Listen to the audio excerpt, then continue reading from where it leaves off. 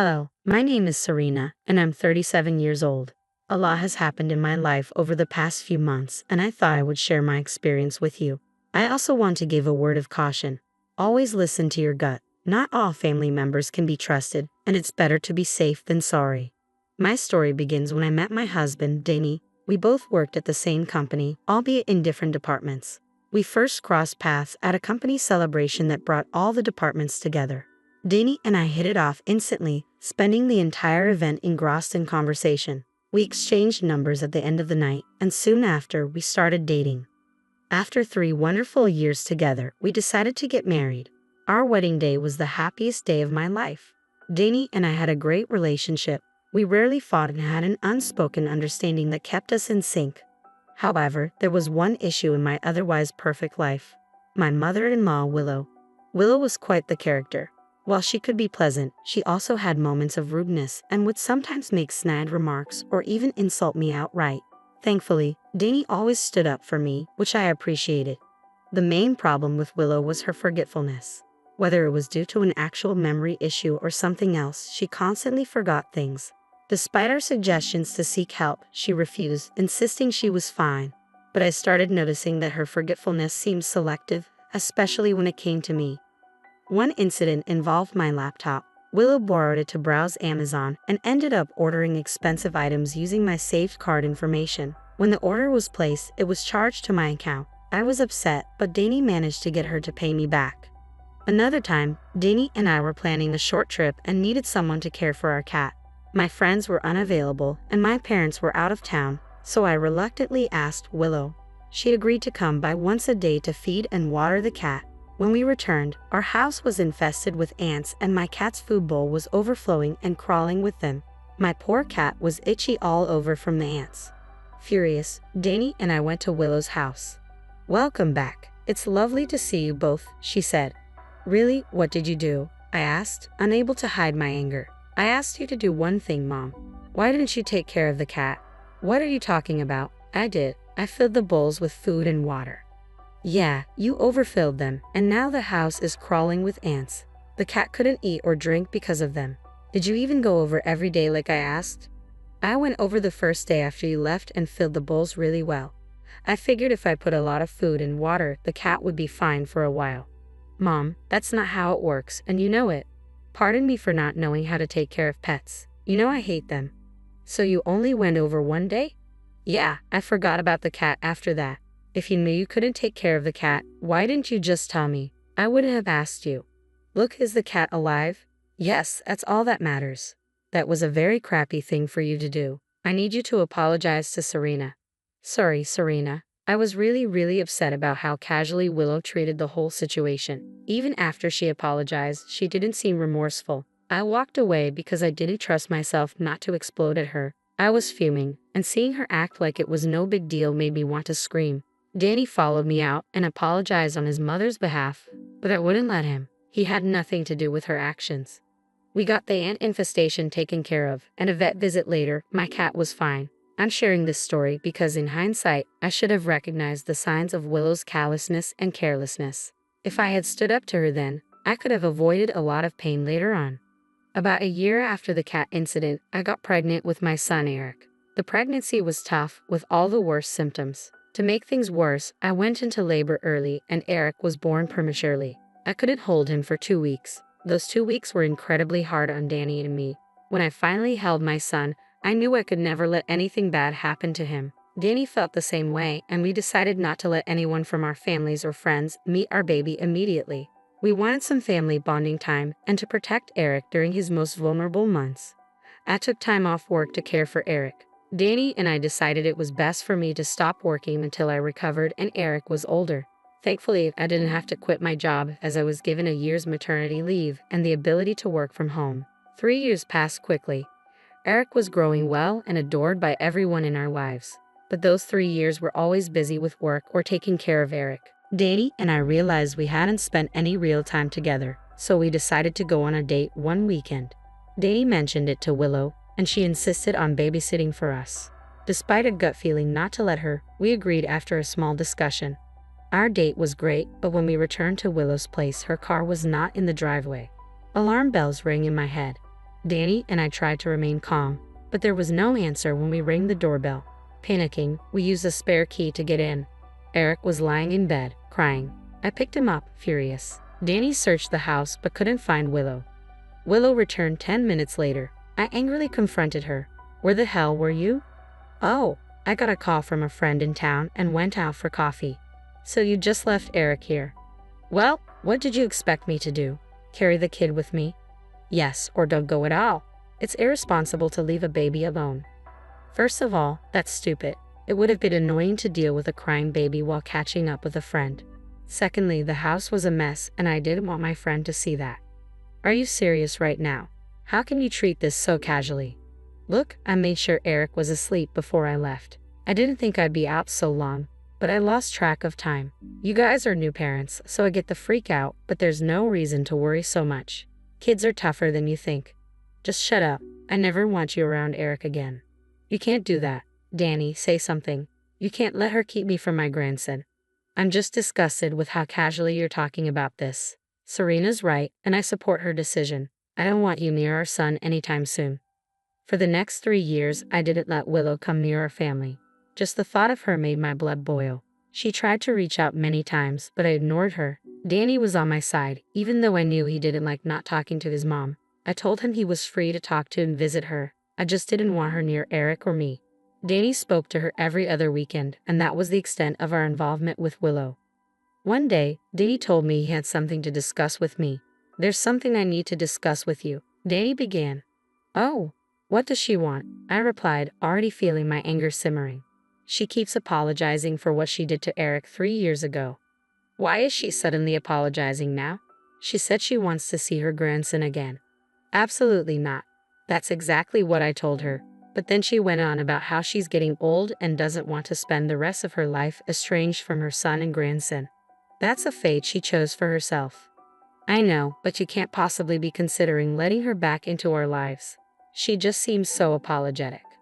Yeah, probably because she has something more devious in mind. I doubt that. I know you're still upset about what happened, but she did put our son's life in danger. I'm sorry, but I don't want someone who showed no care for my son in his life. He deserves better than that. I completely agree. All I'm suggesting is that we slowly reintroduce her into his life.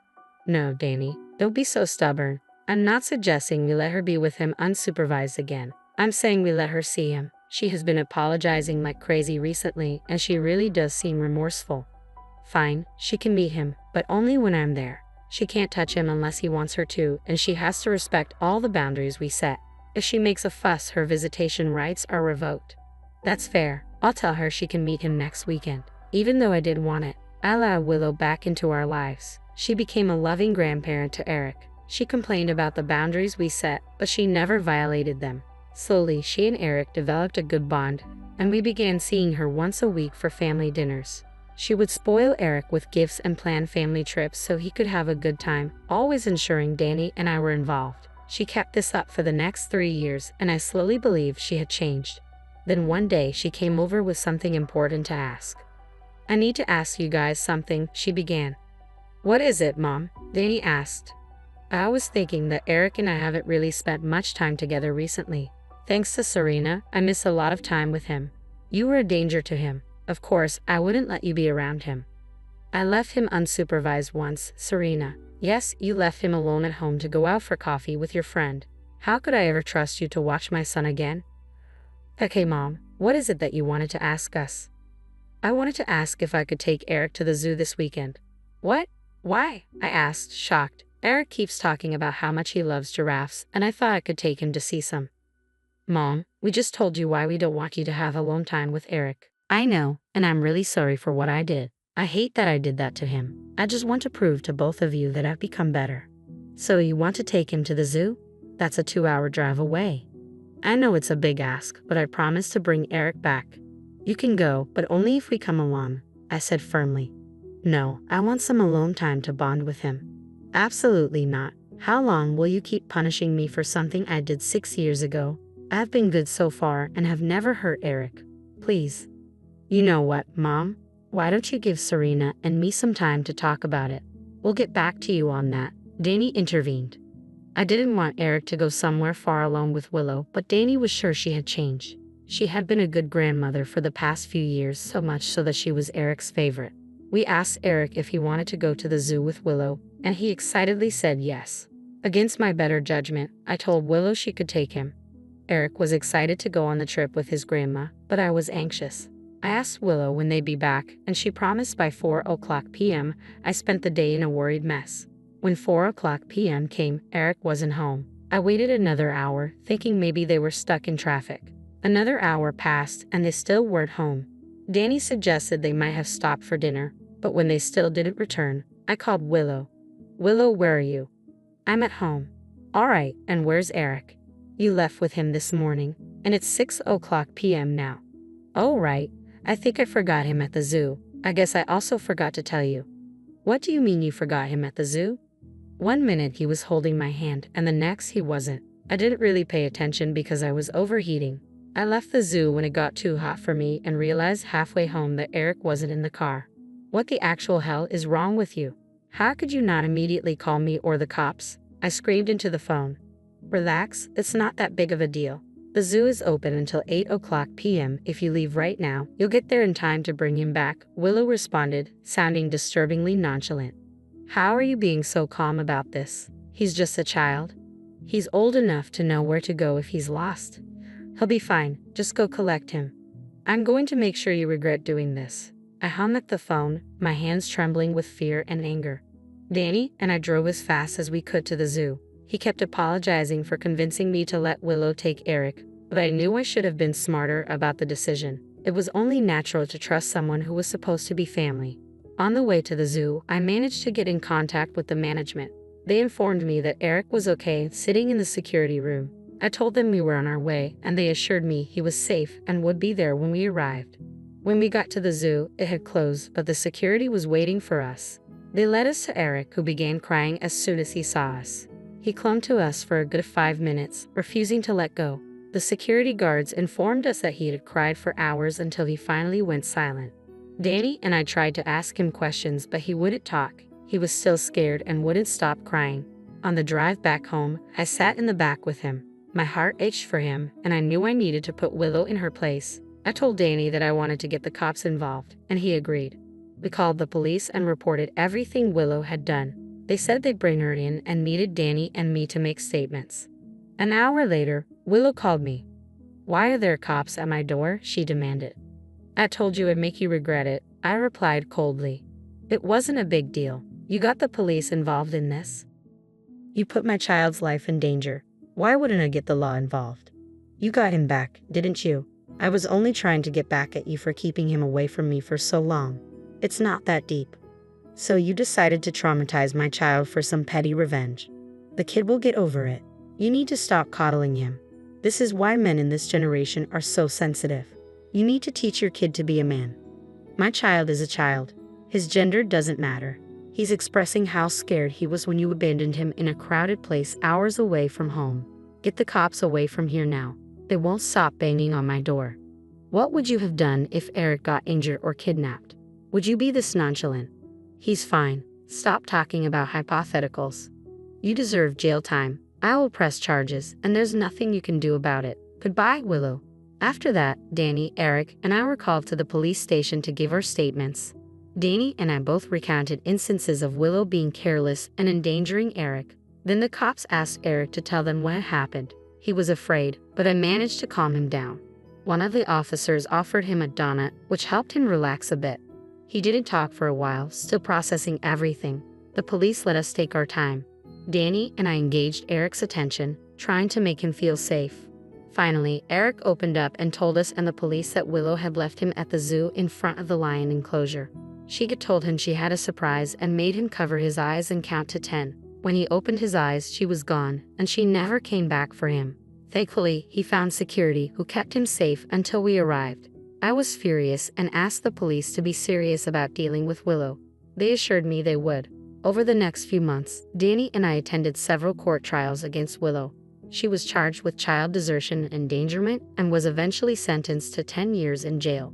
Willow looked devastated, but I felt a weight lifted off my shoulders. I no longer had to worry about my son being put in dangerous situations by her. Eric has been getting better. One of the first things Danny and I did after the incident was put him in therapy. It has been helping him a lot. Danny and I are slowly getting through this as well. I know it's been harder for Danny, considering his own mother put his son's life in danger. It's slow progress, but we're learning to live normally again. Thank you for listening.